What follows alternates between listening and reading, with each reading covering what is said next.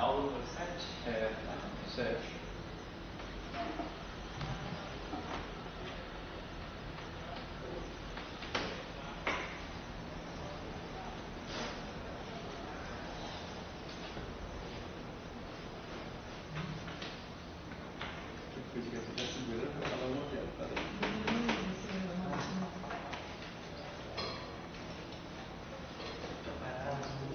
Bom, eu precisava do apagador do setor botânico, né?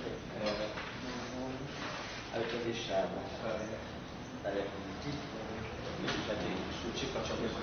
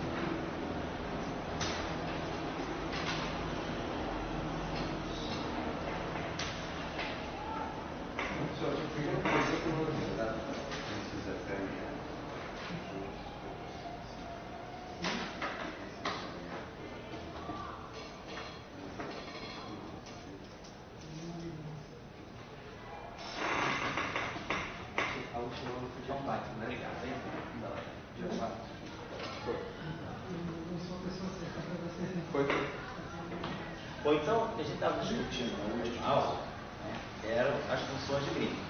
Então, nós estávamos falando, relacionando função de Green com o propagador, nós mostramos a estrutura geral da função de Green, né, quer dizer, a função de Green ela tem sempre uma parte que diz respeito ao colo e uma parte que diz respeito a resíduos que leva em conta os graus de liberdade do spin, né?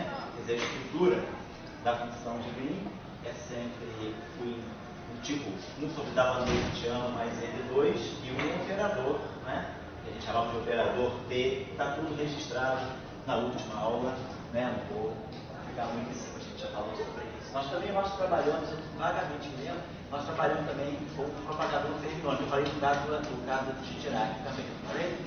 Tá certo. Aí eu deixei esse exemplo aqui, que é um exemplo que ele mistura, né? Quer dizer, eu tenho aqui o setor de campo de rede, né, o setor do Boston vetorial, e tenho aqui um escalar. E tem esse termo aqui, que na nomenclatura atual dele, de uma certa maneira, ele acopla, né, os dois campos distintos. Mas não é bem um termo de acoplador, está tudo bem. Não é bem um termo de acoplamento, porque ele é um termo quadrático. Então, o termo quadrático, a gente se refere a ele como um termo de mistura, um termo de mix.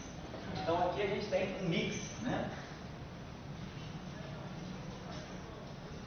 Não chega a ser um termo de interação, porque a gente espera que os termos de interação sejam termos cúbicos, termos quárticos, né? Esse termo aqui, em termos de equação de campo, quando eu for olhar a equação de campo, esse termo aparece linearmente, ele é linear no campo. Na hora da equação de campo, se eu fizer uma variação em relação a mi, vai aparecer um dmi-h. Se eu fizer a variação em relação ao h, eu integro por partes, aparece um dmi ali. Então, para efeito de equação de campo, como ele é quadrático no Lagrangiano, ele é linear na equação de campo. Então, ele não é um termo de interação.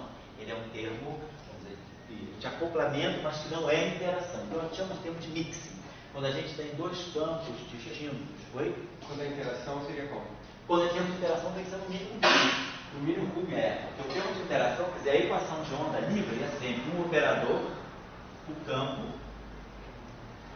igual, por exemplo, a uma fonte, ou igual a zero. Isso é a equação de onda livre.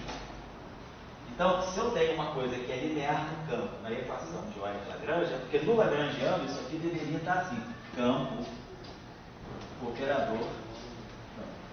Então, aquilo que é uma equação linear no campo, uma equação de onda linear no campo, em termos de Lagrangiano, ela deve ter sido quadrática no campo. Eu faço a variação em relação ao campo e ganho essa equação. Agora, para eu ter isso, então, me dá um campo livre. Né? É a equação de campo livre, da onde eu leio uma relação de dispersão. Aqui são operadores diferenciais Se eu olhar para a estrutura, para a transformada de Fourier desse O, eu vou ter um OTIL de capa mi. Portanto, um OTIL de ômega e de capa igual a zero. Então, aquele operador diferencial, quando eu for olhar a transformada de Fourier dele, transformada, fizer a integral de Fourier do campo, né? Essa questão é importante. Então, esse operador é um operador diferencial. Pode ter derivadas, x, ou pode ter em parâmetros, mas é um operador que atua no campo. A integral de Fourier desse campo, né? De 4 sobre 2x a 4, tá? É um campo de ômega e capa a menos i capa x. Então, quando a gente atuar com aquele operador aqui, esse operador vai bater aqui na onda plana. Então, aonde tem derivada vai aparecer o capa mi. Então, a gente vai ter um operador agora que vai estar aqui em função do capa zero, que é o ômega, e do capa. E isso fez a transformada de Fourier do campo. Então, para que isso aqui seja zero, o que eu vou querer é que isso aqui seja zero. Então, é daqui que sai a relação de dispersão. Relação de dispersão para onda livre, né?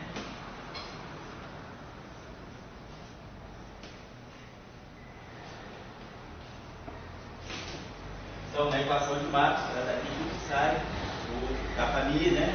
A relação ômega igual a kappa 2 igual a zero, por exemplo. Então, eu tiro a relação de dispersão, está aí. Se eu tiver, então isso está vindo de um termo que é quadrático no campo, no lagrangiano. Se eu tivesse um termo cúbico, né? Se eu tiver um termo cúbico no campo, se eu tiver um termo que é campo ao cubo, quando eu fizer o princípio variacional, esse termo aqui vai contribuir com um campo ao quadrado. Então, nessa equação de campo aqui, eu posso ter um parâmetro de acoplamento, aqui um G, não importa, vai aparecer aqui algo que é G campo ao quadrado. Aí, eu não vou mais poder ler aquela relação de dispersão. Eu tenho uma não linearidade nessa equação.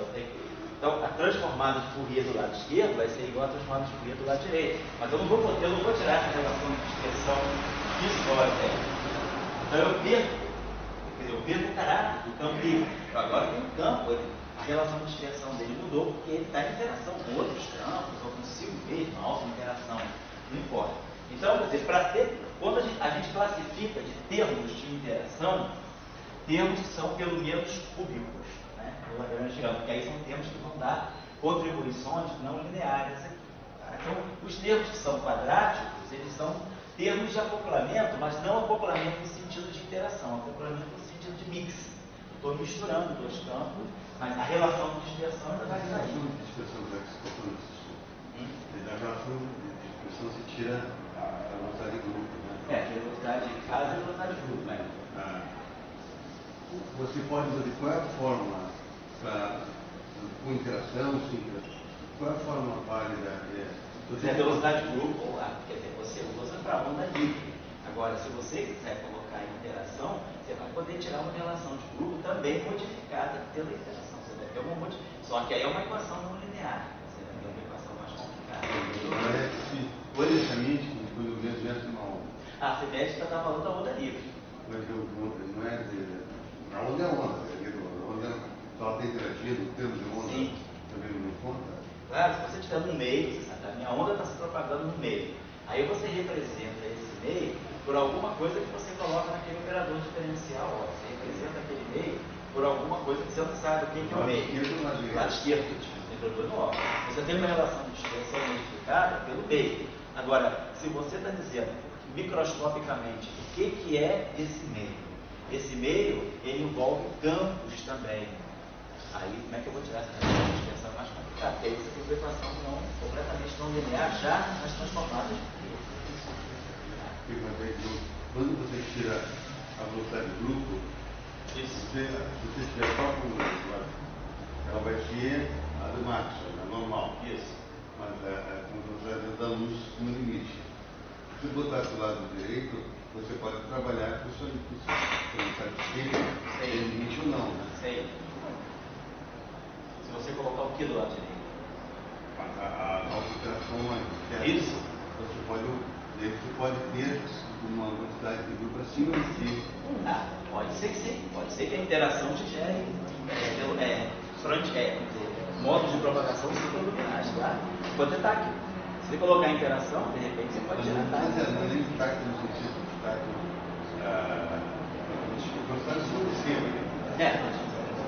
Uma velocidade supraluminal, Você tem uma velocidade supraluminal, se você vai interpretar isso depois, esse sinal, como uma partícula, certamente ela vai ser o táquil. Mas se você quiser não falar de partícula, quiser falar de onda, você está falando de uma onda supraluminal, A interação pode te gerar isso, sem dúvida.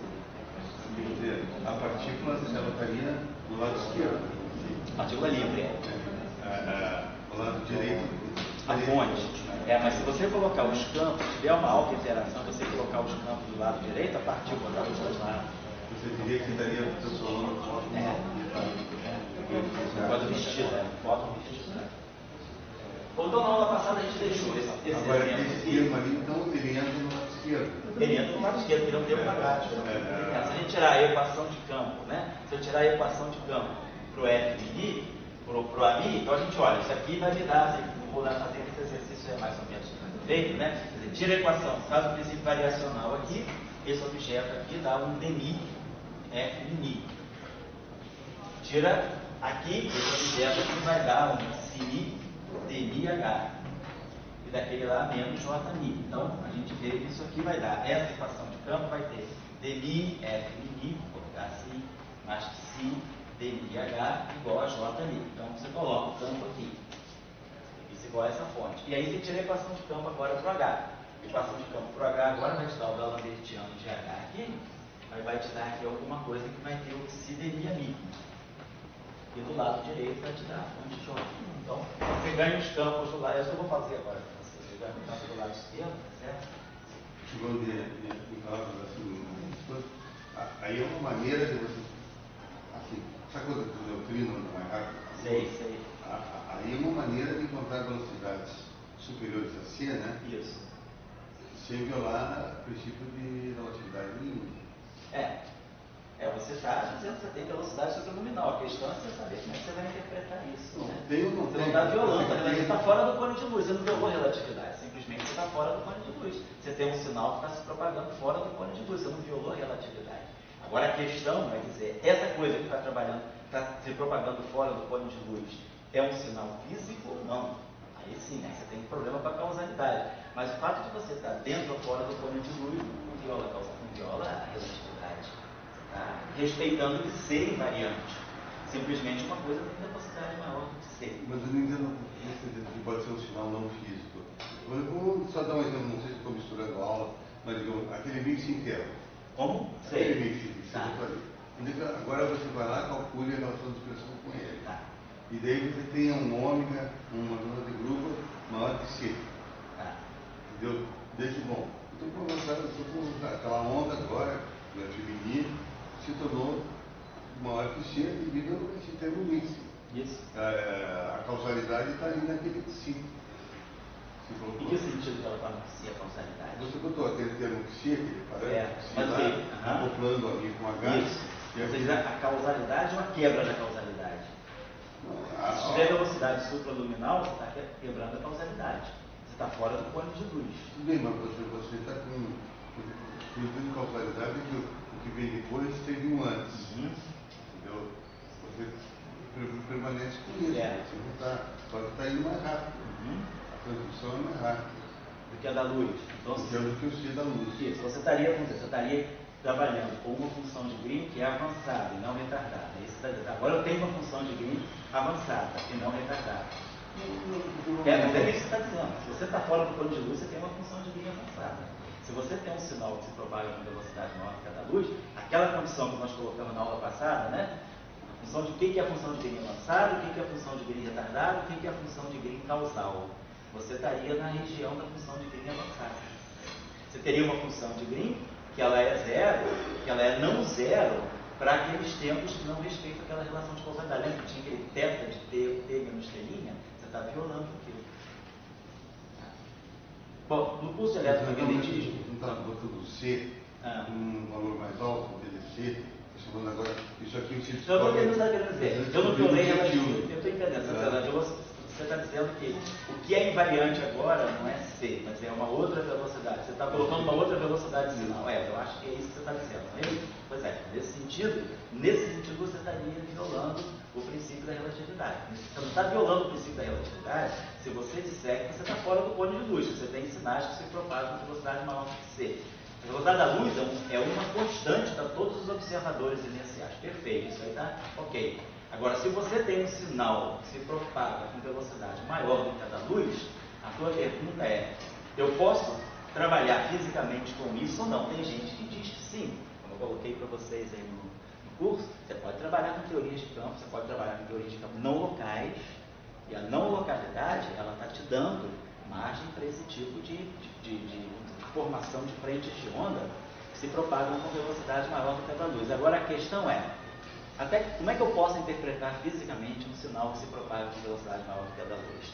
Então eu sei que na mecânica quântica, por exemplo, a questão do tunelamento, tem um grupo de franceses, eu acho que o resultado é da década de 90, resultado experimental, que mostra que eles conseguiram produzir sinais supraluminais e eles mostraram que esses sinais supraluminais eles estavam associados a um sistema que estava em processo de tunelamento. Então, vamos dizer, na fase de tunelamento, você estaria vendo frentes de onda que se propagam com velocidade maior do que a da luz.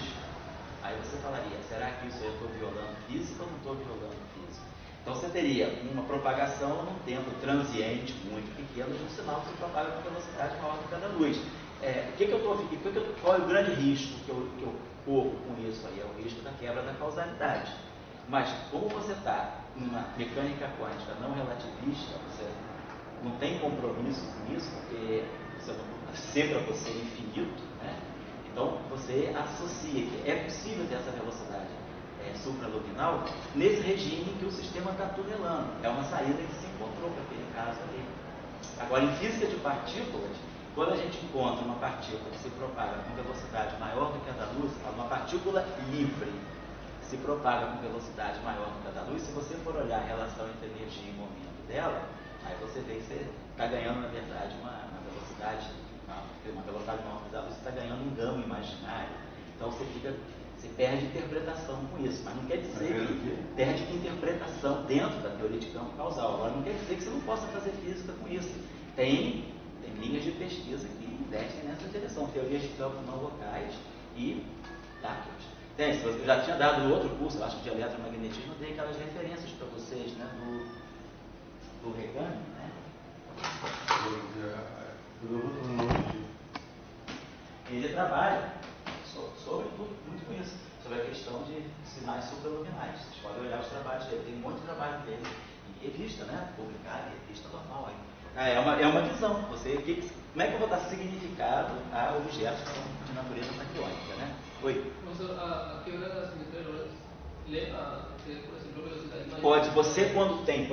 Quando você estuda essas chamadas teorias de campo, com violação da simetria de Lorentz, dependendo do tipo de fundo que viola a simetria de Lorentz, você pode ter a formação de sinais com velocidade maior que a da luz também. A quebra...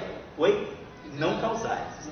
Quando você fala da quebra da simetria de Lorentz, você não está falando que houve a quebra da simetria de Lorentz por causa disso, não. A quebra da simetria de Lorentz vem porque você tem alguma anisotropia do espaço-tempo. Agora, essa anisotropia do espaço-tempo, ela pode se degenerar, ela pode gerar ondas que se propagam com velocidade maior que a da luz. E aí você coloca o vínculo. Para que isso não aconteça, se houver a quebra da simetria de Lorentz, os meus parâmetros têm que ser vinculados dessa forma para não violar a causalidade. Você impõe isso como um bound nos teus parâmetros. Tá certo?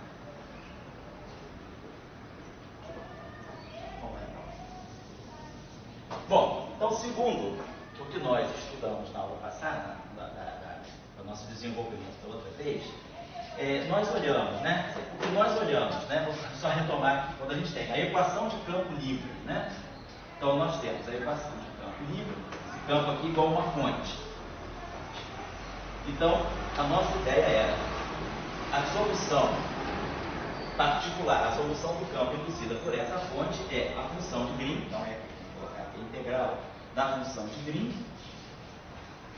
de x menos y atuando na fonte em y. Era essa a nossa visão daquilo que nós vamos chamar de função de Green Né? Então, essa função de Green que relaciona x com y. Era essa a nossa ideia. Então, essa equação de campo aqui, na verdade, se eu multiplicar isso aqui por um delta campo e multiplicar isso aqui por uma variação do campo, significa que eu estou reconduzindo isso aqui à forma lagrangiana. Então, na verdade, esse operador O, se a gente tem essa equação de campo, isso significa, vamos colocar assim, que essa equação de campo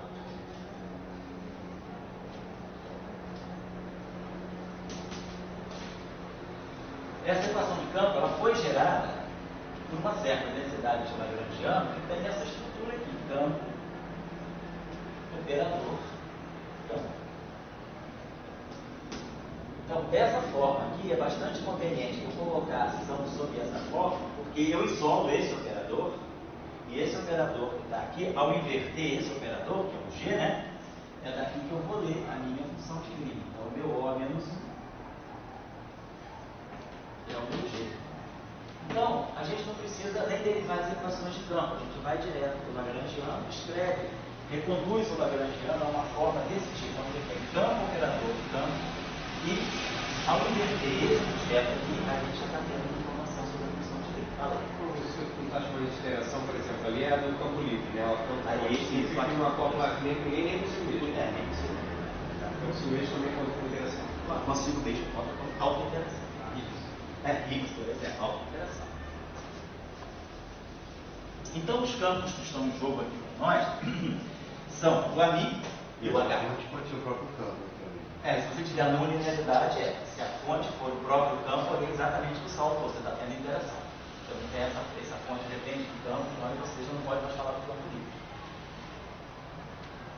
Então, nós temos esses campos aqui no nosso sistema. Então, vamos tentar isolar esse lagrangiano de tal maneira que a gente possa colocar campo, operador, campo, né? Então, nós já sabemos fazer isso por caso de Maxwell, né? Esse termo aqui já é velho conhecido nosso, menos um quarto de F mini, que a gente escreve, né, no final. Vamos só rapidinho, para quem não está muito acostumado. DMI, menos DMI, menos DMI, só para lembrar. Então, como é que eu trabalho esse termo? Esse termo vezes esse, e esse vezes esse segundo termo vezes o segundo, só trocando os índices mi e mi, a gente vê que ele é igual ao primeiro. Então já vai aparecer um fator 2, DMI ali, DMI ali. Depois, esse primeiro com esse terceiro, e esse primeiro com esse segundo aqui, e esse segundo com esse primeiro, também trocando índices mi por mi, a gente mostra que são iguais. Então ele fica menos 2 DMI ali, DMI ali. Então a gente ganha, desses 4 termos, 2 ficam iguais e outros 2 ficam iguais. Então a gente já ganha esse fator 2 e aqui fica meio. Muito bem. Mas ainda não está na forma de campo, operador, campo. Tá? Operador, campo, operador, campo. Minha ideia é jogar todos os operadores para o segundo campo. O que a gente faz usando aquela práticazinha das integrais parciais. Então eu jogo DMI para cá. Quando eu jogo, nós já aprendemos que aí o isso joga fora o termo de superfície. Então, ao jogar o DMI para cá, eu fiz essa integração por partes. E ao jogar o DMI para cá, também, eu fiz uma outra integração por partes. Então fica AMI e o DMI aqui. Então, a gente trocou o sinal de tudo. Então, esse sinal menos aqui meio vai ficar mais meio por causa desse. Vai ficar isso aqui meio menos isso. Então, esse termo aqui, deixa eu apagar isso aqui. Esse termo aqui a gente pode reproduzir a essa forma aqui. Um meio de AMI da lamberiana, né? E o segundo termo aqui ficou menos meio, né? Ao contrário, né? Esse aqui era mais, menos na frente, ele integrou por parte do começo. Esse aqui fica mais. Que era um termo que era menos, não integrar por parte, ele fica mais. Então esse termo aqui ficou assim, AMI, DMI, AMI. Então só trabalhando esse primeiro terminho aqui rapidinho. Então a gente já sabe que a gente pode colocar isso como uma forma única, né? Esse objeto aqui, como aqui tem mi, vamos manter, vamos chamar isso aqui de mi, e colocar aqui um delta de I. Então, a gente pode, no final de tudo, juntando esse tempo, a gente fatora o AMI, fatora o ANI. Deixa eu apagar isso aqui. Então, a gente fatorou isso aqui. Ficou 1/2. Ficou menos 1/2 de AMI. Vou colocar assim. Lambertiano. AMI. Essa ou delta? Quando eu abaixar tudo, era delta porque tinha um em cima e um embaixo. Um em cima e um embaixo. Aí era delta. Agora, quando eu levantei os dois A's, eu abaixei os dois índices daqui e vira E. Certo? Então, esse termo aqui, dá isso aqui para nós. Isso aqui todo mundo já está lembrado. Isso aqui é aquele nosso famoso operador θ, lambertiano vezes o θ. É o operador transverso no espaço de Minkowski. Então, isso aqui para nós é o da lambertiano, θ I. Então, isso mostra para quer dizer, está só evidenciando para nós que o termo de Maxwell, ele é um termo que se preocupa só com o spin 1. Ele está dando a dinâmica, olha a relação de dispersão aqui, K2 igual a 0, e esse cara aqui está extraindo, está filtrando desse campo o setor de spin 1. O setor de spin 0 passou batido, não está aqui. Então, esse termo aqui está garantindo a propagação só do spin 1. Fazer a mesma coisa aqui, todo mundo já sabe o que faz, integra por partes, aqui fica menos 1/2 de H da lambertiano H. Esse termo aqui, vocês observem bem, ele já está nessa forma aqui. Vamos deixar ele constar, depois a gente vai precisar fazer um trabalhinho Não tem que passar o extra. psi para dentro, não? Oi? Não tem que passar o psi para dentro, não? Pode passar por uma constante multiplicativa, um parâmetro constante, pode passar, se quiser pode fazer isso, sim. Pode botar assim. Aí.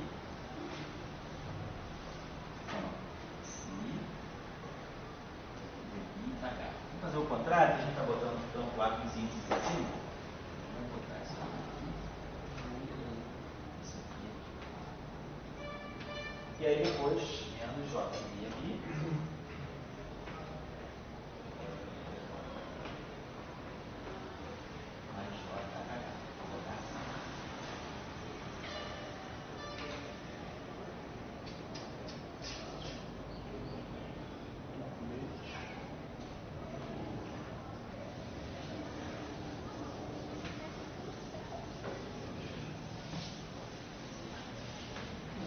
Só para aqui, então, se aqui ficou menos, acho que aqui só tem um trocadinho, só, perdão, tá? Aqui, quando a gente fez a integração, isso aqui era menos um quarto. Quando nós fizemos a integração por parte, né, o da lambertiano, ele integra por parte e ele fica mais. Então, esse termo aqui é menos. Porque eu cometi esse erro aqui, tá? Vocês podem checar os cálculos de vocês aí. Isso aqui está aparecendo com sinal mais, esse aqui está certo com sinal menos, isso aqui está aqui. Então, estão observando o seguinte, eu consigo colocar campo, operador, campo. Campo, operador, campo. Campo, operador, campo. E aqui as correias. Só que esse termo aqui, ele está misturando esses dois campos. Esses dois campos, eles não são isolados. Se eu tivesse isso, não tivesse, se o psi fosse 0, nós teríamos dois campos desacoplados. E aí nós teríamos duas funções de gay imediatamente. Aí nós já trabalhamos isso aqui na semana passada, vimos que tínhamos que introduzir o gay fixo, porque isso aqui não é inversível no espaço de Minkowski, porque isso aqui é um subsetor do espaço de Minkowski, só o setor transverso. Então, já tínhamos feito tudo um discurso aqui. Isso aqui nós também já sabemos fazer, o campo de Kuhn-Gordon. Agora, eu misturo os dois.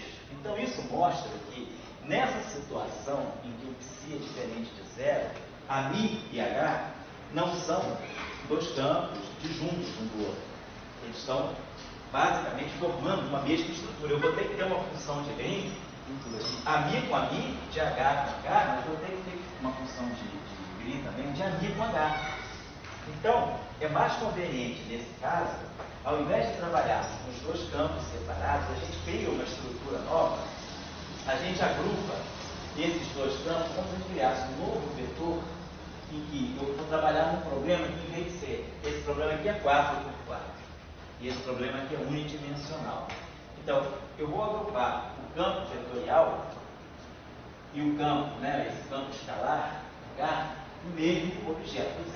Esses dois objetos estão formando uma espécie de um dublete de campos, porque eles estão, no fundo, ligados por um termo, que é tipo termo cinético, que tem uma derivação.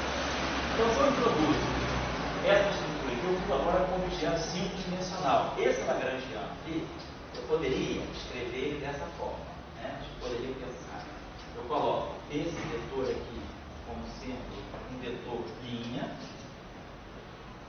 aí aqui a gente vai colocar o nosso operador, que vai acoplar os campos, e aqui nós colocamos o nosso vetor coluna. Então, se vocês observarem lá, a gente vai falar, no primeiro pedaço aqui tem um fator meio, posso colocar aqui um fator meio. Então, esse termo aqui fica D'Alembert θ aqui. Então, esse termo aqui vai ligar com esse, vai acoplar esse com esse.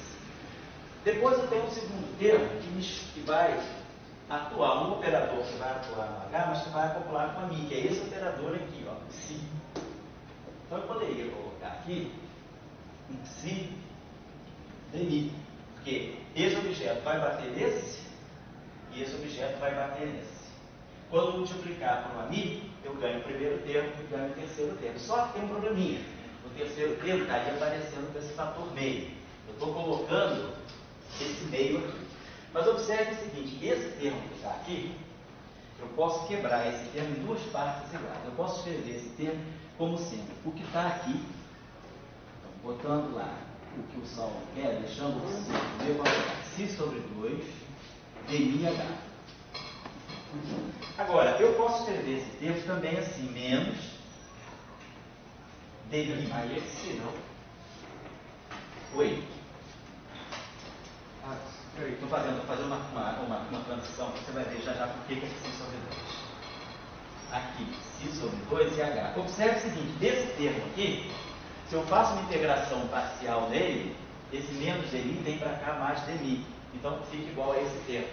Então, esse termo e esses dois termos são iguais, a menos de uma derivada total em termos de superfície, que não opera o Lagrangiano, não mexe nas equações de campo. Então, para poder simetrizar de uma certa maneira esse problema, eu, ao invés de ter a derivada completamente descarregada em cima do H, eu pego um termo que a derivada está realmente descarregada em cima do H, mas eu pego outro termo em que a derivada vem para o AMI. Esse termo é igual a esse, por uma integração por parte.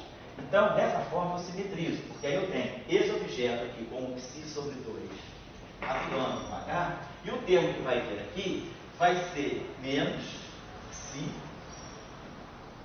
dμ, e aqui menos D'Alembertiano. Vocês observam agora o seguinte, ó, quando esse termo atuar aqui, ele vai produzir dμ é Mi, com sinal menos, vezes o Ψ e vezes o H, que é isso que está aqui. Ó. Só que aqui, como é um termo mútuo, eu posso botar em Mi. Então, esse termo que está aqui produziu o outro termo com Ψ sobre 2, e esse termo que está aqui vai ficar D'Alembertiano H, que vai reproduzir. Então, esses dois termos aqui estão na primeira linha da matriz, e esses dois termos aqui estão na segunda linha da matriz. Por que eu fiz isso? Porque agora eu fiquei uma coisa simetrizada. Eu tenho realmente campo, só que o meu campo agora é uma entidade nova, é um campo com 5 componentes, onde a quinta componente é o H. Não importa, isso aqui é só um artefatozinho de álgebra linear, para a gente reduzir isso a uma forma quadrática. Então aqui é o nosso operador O, que agora é uma matriz 5 por 5. Então isso aqui é 4 por 4. Então aqui eu tenho 4 linhas e 4 colunas. Aqui eu tenho uma linha, uma coluna com 4 linhas, e aqui eu tenho uma linha com 4 colunas. Então aqui eu ganhei uma linha e aqui eu ganhei uma coluna. Então esse meu operador aqui é 5 por 5.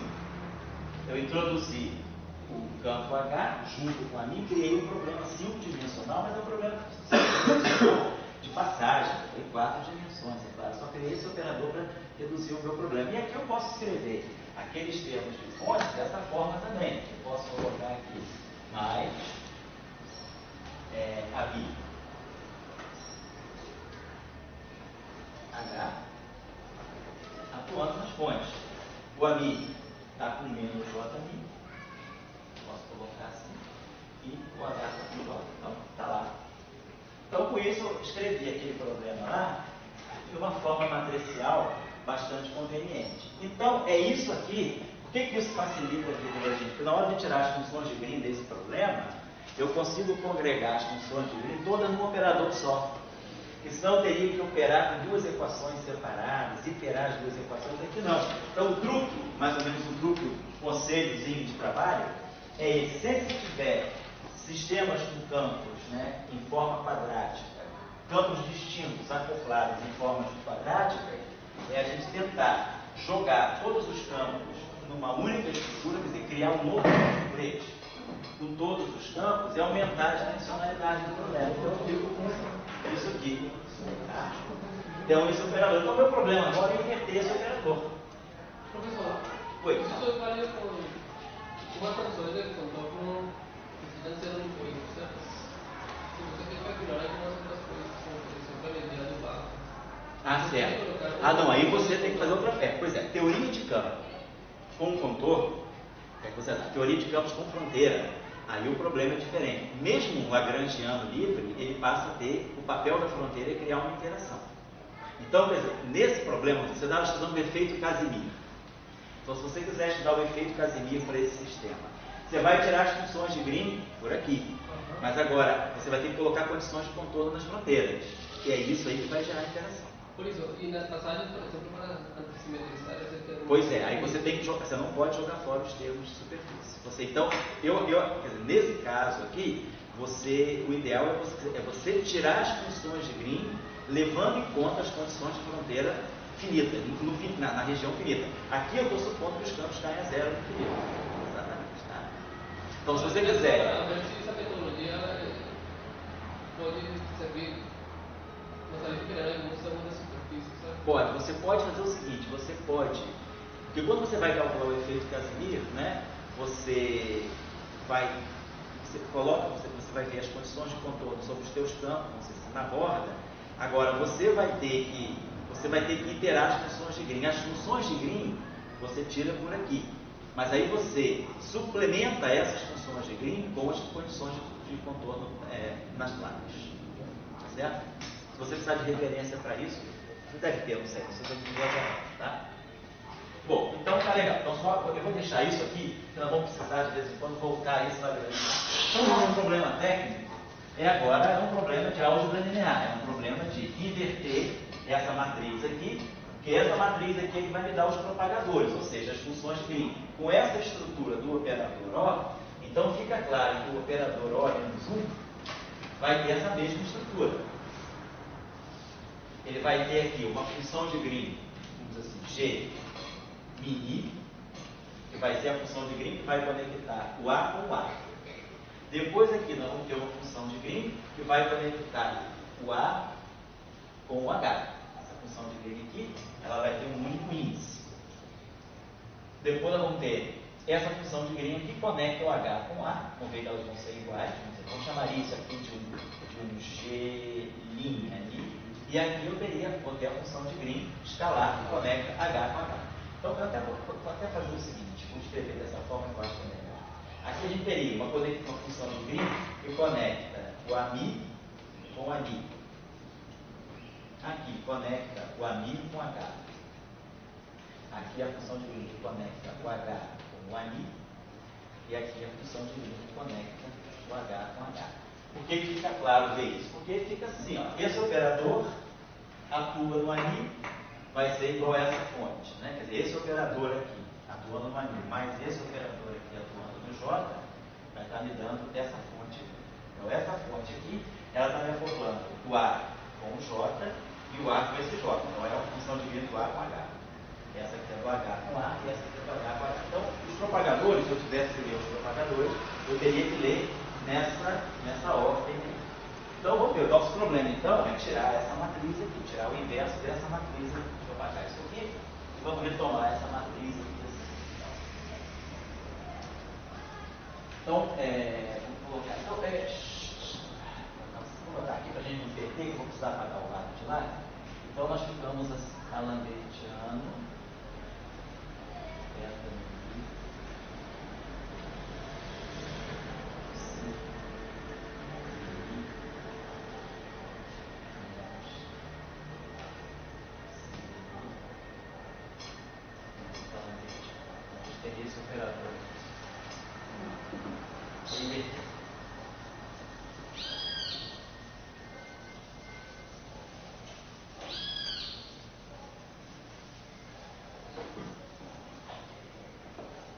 Bom, então a gente sabe que isso aqui é uma matriz 4 por 4. Se eu tiver um problema, 5 por 5, né? então 5 por 5. Isso aqui é 4 por 4. Então isso aqui no final de tudo é uma matriz 5 por 5. Suponhamos que aqui então é uma matriz 5 por 5 e aqui é uma matriz unidimensional. Suponhamos que eu tivesse o seguinte problema matricial. Ou que eu tivesse aqui uma matriz N por N.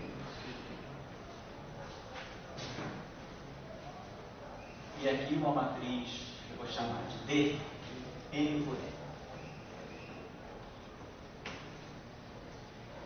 Então, significa que eu estou construindo uma matriz que tem N por N, N por N. Então, essa matriz aqui tem, aqui ela tem N colunas, ela ganhou N colunas. Então, essa matriz aqui, e essa aqui ela tem N linhas, ganhou N linhas. Então, essa matriz aqui, no final de tudo, ela é N mais N por N menos N.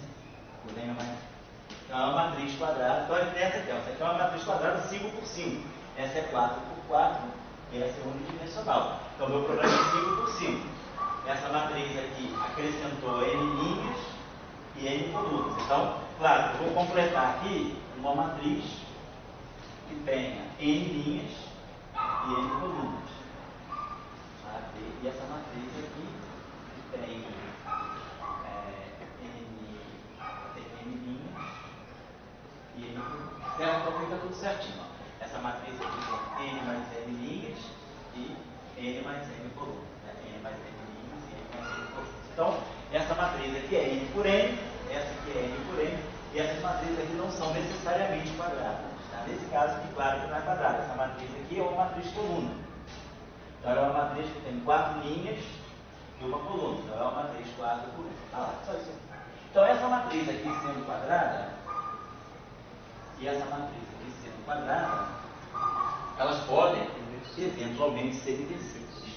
Então, vamos supor, então a minha pergunta é, como é que eu inverto essa matriz geral? Se eu tiver uma matriz que eu posso quebrar em submatrizes com essas dimensionalidades, então eu imagino que a inversa dela, então essa matriz, então isso aqui é o meu O. Então, claro, a minha estrutura O menos 1, eu vou imaginar que ela tenha também as mesmas estruturas de submatriz. Eu vou colocar aqui uma matriz X, que vai ser N por N. Aqui eu vou colocar uma matriz Y, que vai ser N por N. Aqui uma matriz Z, e aqui uma matriz W. Então, essa é a minha matriz inversa. Eu não conheço X, não conheço Y, não conheço Z, não conheço W. Sei apenas que A e D, em princípio, podem ser inversíveis. Né? Então, vamos lá. Então, bom, nesse caso aqui, por exemplo, nós já sabemos, inclusive, que essa matriz aqui não é inversível. Porque nós já sabemos que o operador θ é um operador de projeção. Então, ele não pode ser inversível. O D'Alembert vezes ele também não vai. Agora, o D'Alembert aqui, esse carinha aqui, seria um sobre o D'Alembert. Mas o D'Alembert vezes o θ. Não, porque isso aqui é uma matriz degenerada. Isso aqui é uma matriz que tem alto valor de Ló zero. Então, essa matriz sozinha já não pode ser invertida. Certo? Que lá não pode ser invertida. Vamos tentar ver o que é uma coisa. Então, se isso aqui é uma proposta de inversa para isso aqui, vamos fazer o seguinte, então. Eu vou modificar o problema um pouquinho só. Só para colocar uma coisinha a mais, que depois a gente vai poder... vale a pena sim. Vou fazer o seguinte. Eu tinha deixado o problema formulado desse modo. Eu tinha colocado aqui. Vamos fazer o seguinte. Vamos alterar, acrescentar um termo novo aqui. Antes desse termo, eu estou alterando o problema só para poder ter uma discussão mais rica. Então a gente aqui já tem que particularizar um pouco. Vamos deixar a discussão em linhas mais gerais, depois a gente retorna a esse caso que eu tinha passado. Vamos colocar aqui um parâmetro novo. Vou dizer que eu tenho um parâmetro psi. Suponhamos que eu tenha colocado aqui um parâmetro mi. Ou um parâmetro aqui eu chamei de psi. Vou chamar aqui um parâmetro mi. E aqui eu colocasse um termo, a minha mi. Vou colocar isso aqui. Estou introduzindo esse termo aqui. Mi sobre 2. A minha mi. Então, eu não vou nem precisar refazer nada.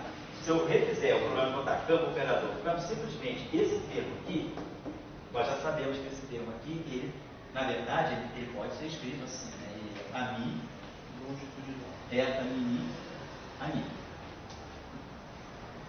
que é o ami, ami. E esse objeto aqui nós já sabemos, a gente pode escrever como θ mais o ômega. Então isso significa, se eu colocar esse termo aqui, se esse termo tiver... Por que eu estou colocando esse termo também? Porque eu estou tentando simular para vocês, isso já é a base do mecanismo de Higgs. O mecanismo de Higgs, quando a gente estudar a teoria eletrofrágica, quer dizer, quando a gente voltar lá na teoria eletrofrágica e for olhar que tem um campo que quebrou espontaneamente a simetria, depois da quebra espontânea da simetria, que o campo de Higgs aparece, o campo de Higgs ele joga um termo com essas características para o campo vetorial. Isso aqui é remanescente da quebra da simetria. Então eu estou colocando esse termo para a gente ficar mais próximo possível da base do mecanismo de Higgs. Vamos lá, então eu coloquei esse termo aqui. Então esse termo aqui vai me entrar com θ e com ômega. Então a modificação que nós vamos ter no nosso problema é que o nosso operador O, ele vai modificar aqui. Aqui ele vai passar a ser D'Alembertiano mais Mi θ Mi. Estou botando tudo embaixo, né? E aqui mais um Mi ômega Mi. Então foi a modificação que esse termo fez aqui. Esse termo, na verdade, ele introduz um eta, mas esse eta é θ mais ômega. Já que a gente vai campo vetorial, a gente sempre quebra na parte transversa e na parte longitudinal. Então esse termo aqui, um fator meio, justamente ele está recuperando esse termo aqui. Então, só estou modificando o nosso problema para ter essa situação.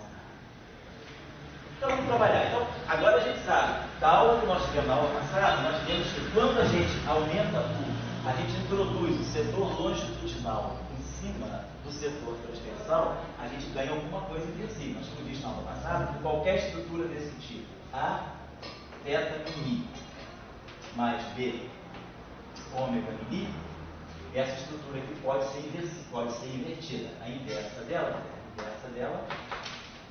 seria 1 sobre A, θ Mi, mais 1 sobre B, ômega Mi.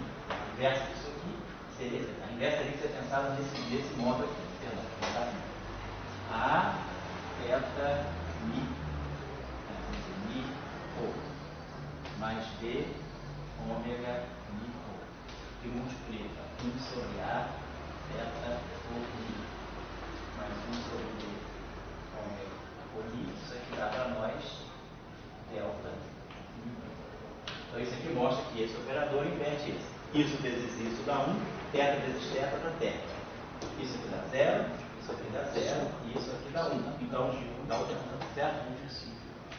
Então a gente sabe inverter esse objeto, sem inverter esse objeto e sem inverter esse objeto. Então vamos fazer o seguinte, vamos supor que A e B sejam duas submatrizes inversíveis. Então eu quero inverter uma matriz N mais N por N mais N sem precisar inverter ela toda, eu vou inverter as partes dela.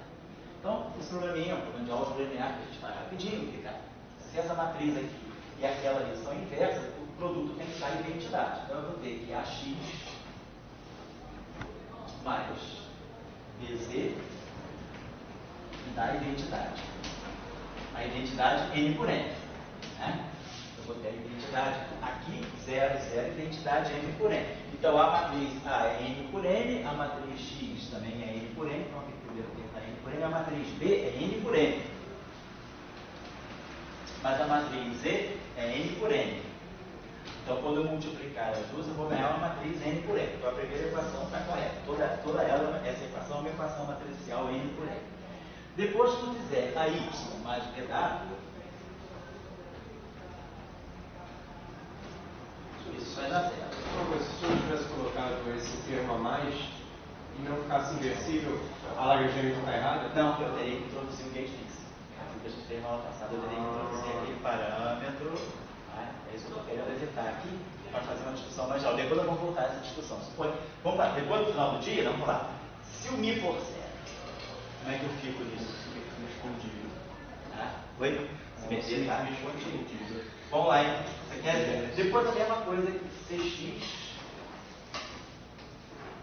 mais DZ também é igual a 0. E depois o último pedacinho, que é CY mais DW, vai dar um problema N por N. Né? CY mais DW vai dar a identidade N por N. Então eu estou com um problema articular, quer dizer, organizar, encaminhar. O que eu preciso calcular são as matrizes, as submatrizes x, y, z e a. Então, vamos partir da nossa hipótese de que eu posso inverter a matriz A. Então, se eu posso inverter a matriz A, essa equação aqui me fixa y em função de W. Se eu posso inverter a matriz A, essa equação me diz que y é menos A menos 1 B. Mas essa equação aqui, ela me relaciona y com W. Então, mas que, o A é inversível. o A é inversível. Supondo isso. Aí eu trago essa informação aqui. Então, quando eu trouxer essa informação para cá, eu vou substituir esse y aqui. Então, eu vou ter que D, fatorar esse D, menos C, A menos 1, PW é igual a identidade, M por N. Então, todo esse problema aqui é um problema M por N. Então, com isso, claro, eu consigo calcular minha matriz W. Minha matriz W, então, eu já sei quem é. W fica sendo D menos C A menos 1 D A menos 1. Então, eu sei inverter essa matriz e aí faço essa operação toda e inverto no final de tudo. Então, eu tiro a minha matriz W. Então, eu já sei quem é a minha matriz W. W vai ser D. Por que isso é inversível? Não, vamos ver. Vamos ver. Em princípio é. Vamos ver depois se a gente consegue. Se eu não for inversível, eu vou catalogando os problemas. Claro, supondo que isso aqui seja inversível. Pode acontecer disso aqui não ser inversível. Isso é inversível. Então vamos lá. Vamos ver isso aqui. D menos C A menos 1D A menos 1. Então, em princípio, eu já sei quem é o W. Se eu sei quem é o W, eu sei quem é o Y. O Y é menos A menos 1 B D menos C A menos 1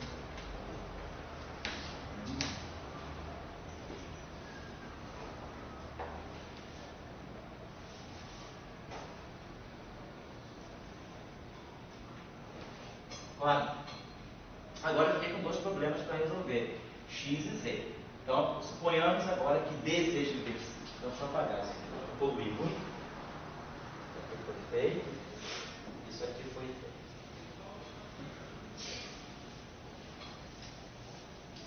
Então, nós temos agora, daqui a chance de inverter D. Então, a gente tem a chance de tirar o Z aqui como sendo menos, D é menos 1, CX.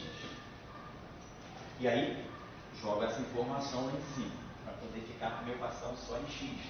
Aí eu vou ter A menos D, D é menos 1, CX igual a identidade. Aí eu estou com um problema N por N, que me permite, em princípio, resolver a matriz X. Então, qual é A? Menos B, D menos 1C.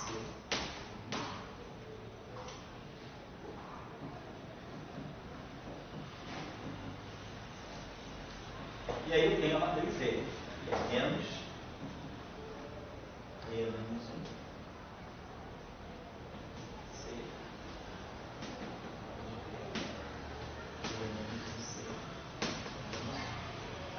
Então, em princípio, a gente conseguiu inverter essa supermatriz trabalhando com submatriz. É um problema que poderia ser, sei lá, 8 por 8, que eu reduzo a um problema, dois problemas 4 por 4. Fica mais fácil, eu tiro um pouquinho. Bom, beleza, vamos apagar isso aqui. Então, em princípio, eu poderia saber quem são esses objetos. Então, a primeira tarefa que eu vou, vamos tentar executar isso aqui. Primeira operação que eu vou ter que agora, voltando para o geral, voltando do nosso caso explícito. Então você, NA, no nosso caso,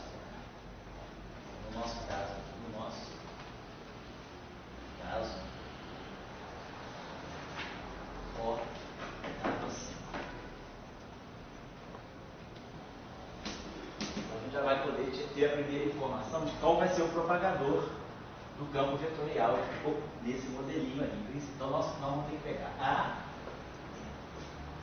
menos B D é menos 1, C. Então isso vai ser A, D'Alembertiano, mais I, θ min, mais I, θ min, menos B. Então, B é essa matriz aqui. Si demi.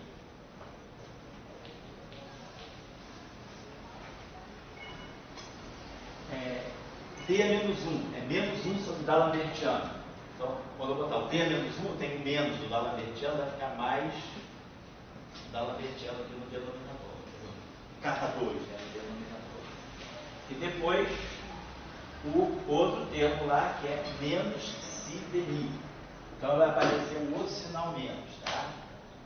Menos si demi. Então, esse operador aqui é o ômega mini. Formou um ômega mini, tá certo? Então, aparece... Opa, desculpa, aqui é ômega. Coloquei errado, tá?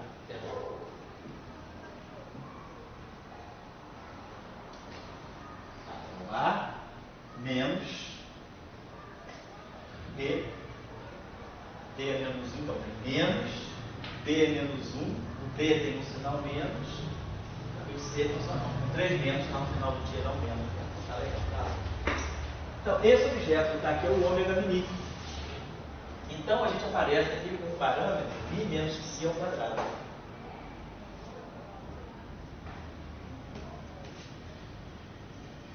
E aí já está a primeira questão que o Saulo levantou. E se essa matriz não for inversível? Claro, se μ for igual a si ao quadrado, eu perco o ômega. E aí a matriz θ não é inversível. Então, a gente tem um problema com a singularidade aqui. Fisicamente não tem que interpretar. Então aqui a gente sabe que se μ igual a C2, então, singularidade. A gente não consegue inverter x. Problema. Para se chegar a G a minha, a função de Green no campo vetorial fica comprometida. Vamos deixar para discutir isso depois. Mas a gente já está observando, olha, que o mi está vindo do a minha mi. E o si está ligado. O campo H, né? Já botei H de Gibbs mesmo, né? Esse campo H, sim, então, a gente vai entender que quando há uma quebra espontânea da simetria, esses parâmetros mi e si não são independentes. Eu já tinha falado com vocês aqui, nos cursos, nas aulas iniciais desse curso, que o papel da simetria é relacionar parâmetros. Quando uma simetria é quebrada espontaneamente, muitas vezes não, quando a simetria é quebrada espontaneamente, nós não temos a simetria explícita, a simetria de uma forma manifesta, mas a quebra da simetria sendo espontânea, ela deixa relações entre parâmetros. Então, por exemplo, se esse mi for completamente desconectado do si, significa que esse problema, tudo bem lá, esse problema é um problema que eu fui colocando os parâmetros à mão. Mas, se é igual a mi ao quadrado, a gente poderia se perguntar, se eu tenho um lagrangiano e me chega esse lagrangiano nas mãos, eu estudo esse lagrangiano e observo que eu tenho a possibilidade do mi ser igual a si ao quadrado. Então, se dois parâmetros em termos distintos são relacionados, um ao quadrado do outro, tem uma relação entre parâmetros de termos distintos, isso pode ser o resíduo de uma simetria que pode ter havido. Isso é uma questão prática da vida. Sempre que a gente tiver uma situação de teoria de campos, quando a gente começa a ter relações entre parâmetros, essa relação ela pode estar indicando ou é uma simetria exata, ou eu tenho uma simetria que foi quebrada. Então, nesse caso, vamos ver, depois, quando a gente fizer o problema, tiver mais ou menos já todo resolvido, a gente vai pegar essas situações limites. Então, se mi é igual, vamos deixar em princípio mi diferente de si ao quadrado. Se mi é diferente de si ao quadrado, eu consigo tirar essa função de Green. Está aqui, eu sei quem é x. Eu sei quem é esse objeto aqui. sei quem é o meu x, ou seja, sei quem é a função de Green do campo vetorial, do amigo amigo. Então, se eu quiser inverter isso aqui, nós todos já sabemos como inverter isso aqui. A menos B, D é menos 1, C é menos 1. Eu tenho uma parte de θ e uma parte de ômega. Então, eu inverto o coeficiente do θ, da Lambertiano, mais mi, θ de mi, e inverto o coeficiente do ômega, 1 sobre mi, menos si ao quadrado, ômega de mi. E aí fica claro, se mi for igual a si ao quadrado, eu estou com um problema sério de uma singularidade aqui. Então, vamos guardar essa situação para estudar depois. Vamos supor, então, que mi é diferente de si ao quadrado. Então, com isso, eu resolvi esse problema. Então, eu sei, vou escrever aqui, nós temos a função de Green. Isso aqui. Deixa eu acrescentar isso aqui. Então, aqui, nós tínhamos colocado aquele termo novo, né? Que era o meio e a minha e o quadrado. E aí mais esse termo. Então nós acrescentamos esse terminho. Com isso a gente então, vamos já escrever o espaço dos momentos. Vamos escrever então já a transformada de 2 ômega. Vamos escrever já as transformadas de Fourier. Vamos escrever aqui o objetivo. Ami.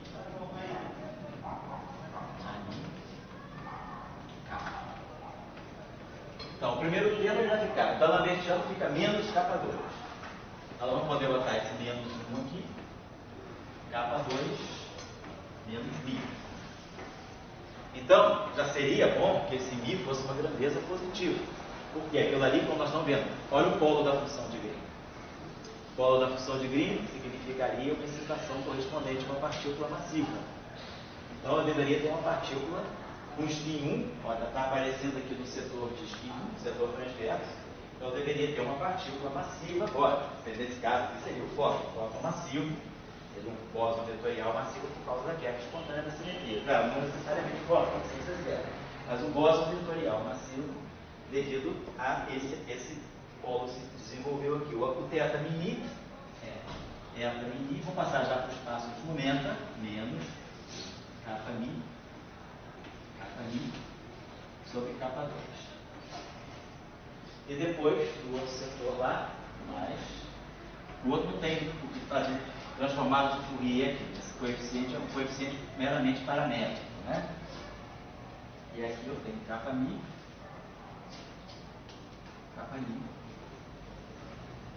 sobre K2. Então a gente estaria com essa. Então a gente observa que no setor transverso eu tenho um polo massivo. Então, em princípio, seria bom que o mi fosse positivo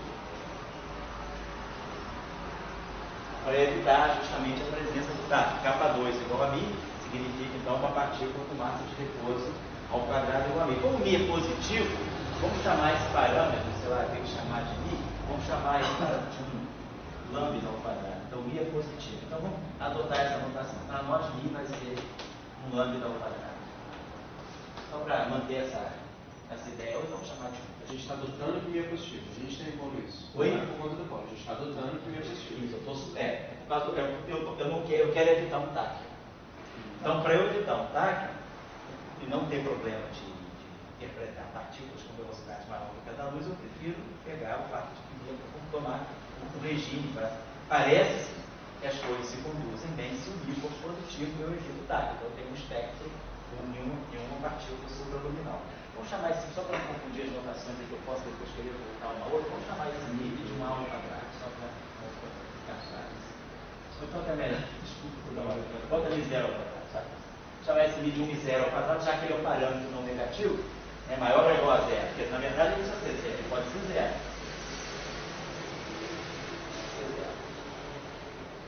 Se o mi for zero, né, então a gente teria realmente uma partícula massa nula. Eu teria o polo K2 igual a zero. Esse poderia ser o fóton. K2 igual a zero, partícula de massa nula. No setor transverso, spin 1. Então poderia ser realmente o nosso polo. Aqui eu não tenho uma estrutura de polo. Esse coeficiente aqui me libera. Isso aqui é apenas um coeficiente numérico.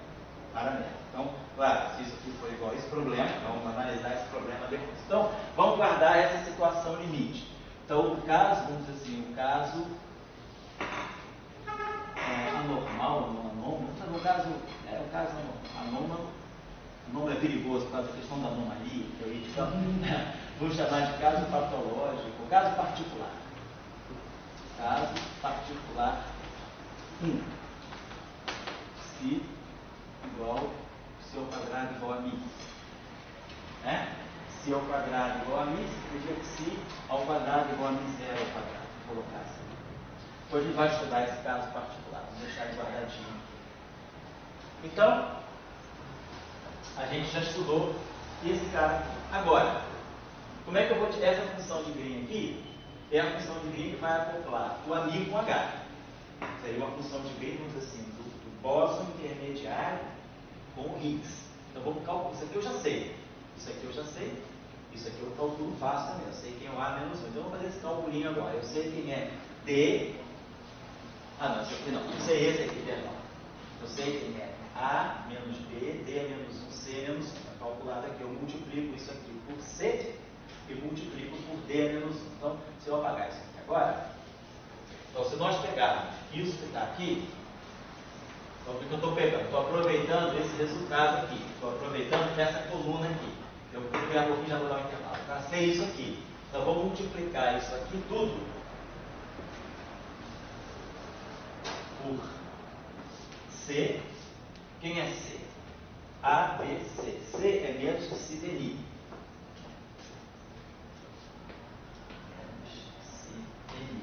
Claro, o índice em cima, né? Aqueles produtos são produtos matriciais. Vocês observam que isso aqui tem que ser pensado assim, ó, menos, D é menos 1, C, A, menos B, D é menos 1, D é menos 1, C é menos 1. Esse D aqui, para nós, é uma grandeza escalar, não tem índice, é o D'Alembertiano. D é menos 1, é 1 sobre D'Alembertiano, não tem índice. C é aquela grandeza ali, ela tem um índice Ni. Então, esse C aqui tem um índice Ni. Essa matriz aqui é essa matriz aqui. Ela tem índice mini. Então, na verdade, ela deve ser isso aqui. Uma matriz do tipo mini. Para poder isso aqui no final do dia, ele dá alguma coisa que tenha índice mi. Esse propagador aqui, ele vai estar conectando, né, lá tinha a mi, ele está conectando o H com a mi. Então, essa função de Green que está aqui, é a função disso aqui. Então, só coloca, isso tanto faz a ordem, né? Então, estamos só fazendo esse cálculo aqui. Agora, observe uma coisa. Esse operador aqui, ó, quando eu contrair θ mini com deli, observe que θ mini é eta mini. Bom, perdão, só esqueci de botar o D, só para não perder os sinais. Então, eu tinha que pegar isso aqui, D menos C, botei o C. Eu tenho que pegar o menos D menos 1. Mas D menos 1 já tem menos 1 sobre o D'Alembertiano. Então, esse 1 aqui é o próprio D'Alembertiano. Tá? Então, esse menos aqui vem por causa do C. E o menos D menos 1 cancela esses dois menos e fica mais. Então, persiste esse sinal menos aqui.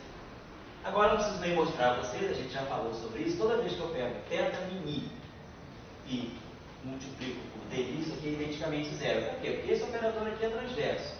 Esse operador aqui é um gradiente. Gradiente é uma coisa longitudinal. Transverso desse longitudinal, o produto escalar tem que dar zero. Se os índices fossem diferentes, não. Se aqui fosse um índice kappa, não, porque eu não estou fazendo multiplicação, não estou fazendo produto escalar. Mas se eu contrário esse índice, eu estou fazendo o produto escalar de uma coisa transversa para uma coisa longitudinal. Abrindo esse cálculo aqui, vocês vão ver que dá zero. Então isso aqui é zero. Então esse primeiro termo tem. Então, o propagador que está sobrando para nós, ele vai ter um sinal menos, aí vai ter aqui um psi sobre mi menos psi ao quadrado, e aí aqui ele vai ter 1 sobre D'Alembertiano. Agora, o ômega mini é dmi sobre D'Alembertiano. E aqui vai aparecer um dmi. Esse aqui é o ômega mini. Isso aqui é o dni. Então, esse dni com esse dni produz um D'Alembertiano. Cancela esse. Então, a gente ficou com essa função de Green. Então, a função de Green, vou botar ela aqui, depois a gente passa para o espaço de Jomenta. Então, o propagador que conecta o ami com o H, ele vai ser menos si sobre mi, menos si ao quadrado, 1 sobre W dmi,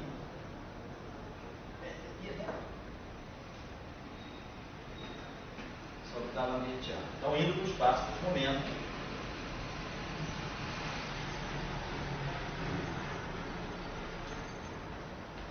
Não faz sentido eu calcular as outras funções de Green se uma já deu problema?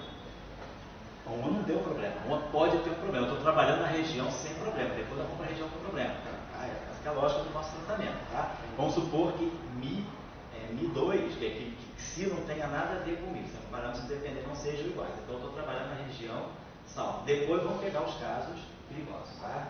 Então para mim não tem problema, para mim isso aqui não é zero. Então isso aqui não está explodindo. Tá?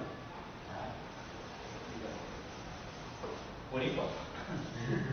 Tá? Então vamos lá, então, aqui eu vou produzir menos I kappa mi, então vai ficar menos I kappa mi com si, vai ficar mais I, aqui vai produzir mi, si, mi, menos si ao quadrado, kappa mi. Agora o D'Alabertiano fica menos kappa 2, então aqui tem. Então essa seria a estrutura dessa função de Green. Certo? Seria esse propagador.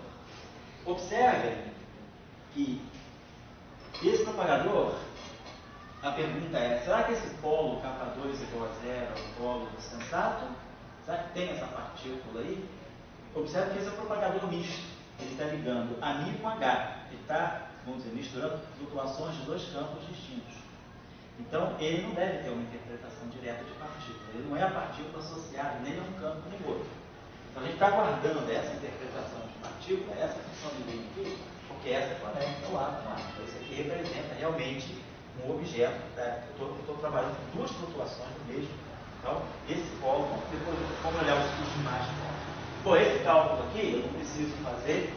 Representa alguma correlação. Isso representa uma correlação. Tá? Essa função de Green mostra que esses campos estão correlacionados. Esse cálculo, vou fazer esse aqui. Depois, esse aqui eu não vou fazer.